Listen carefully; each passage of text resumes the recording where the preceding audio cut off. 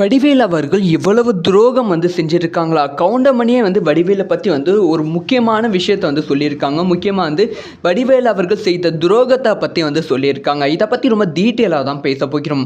அதாவது ஆரம்ப காலகட்டத்தில வடிவேல் வருவதற்கு முன்பு கவுண்டமணி, செந்தில் அவர்களோட காம்பினேஷன் பயங்கரமா இருந்தது. தமிழ்ல எந்த திரைப்படம் ரிலீஸ் ஆனாலுமே அதுல கவுண்டமணி, செந்தில் அவர்கள் கண்டிப்பா இருப்பாங்க. அந்த அளவுக்கு 2 பேரும் மாஸ் காட்டிட்டு பயங்கர பிரபலமா இருந்தாங்க.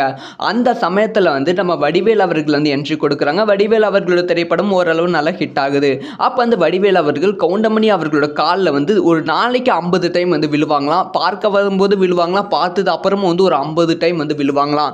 அப்ப ஒரு இயக்குனர் கேட்டாங்களாம், பாத்தீங்களா வடிவேல் அவர்களுக்கு உங்க மேல எவ்வளவு மரியாதை, வந்த உடனே கால்ல விழுறாங்க. ஒரு நாளைக்கு 50 டைம் சும்மா கால்ல விழுறாங்க பார்த்துக்கோங்க அப்படின்னு சொல்லி ஒரு இயக்குனர் சொன்னாங்களாம். அதுக்கு கவுண்டமணி அவர்கள் என்ன சொன்னாங்கன்னா, இப்போ ஒருத்தர் வராங்கன்னா என் கால்ல விழுறாங்கன்னா எனக்கு மரியாதை கொடுக்குறாங்க, என்னோட ஆசீர்வாதம் தேவை, அதனால என் காலில் விழுறாங்க அப்படின்னு சொல்லி நான் ஏற்றுக்கொள்வேன். ஆனால் ஒருத்தர் ஒரு 50 டைம் ஒரே நாள் என் காலில் விழுறாங்கன்னா அவங்க என்னோட மரியாதைக்காக காலில் விழலை, என்னோட காலை வாரி விடுவதற்காக என்னோட காலில் விழுறாங்க.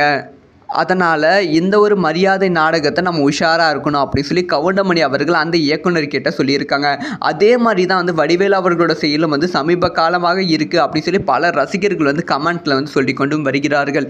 இதை பற்றி உங்களோட ஒப்பீனியன் என்ன?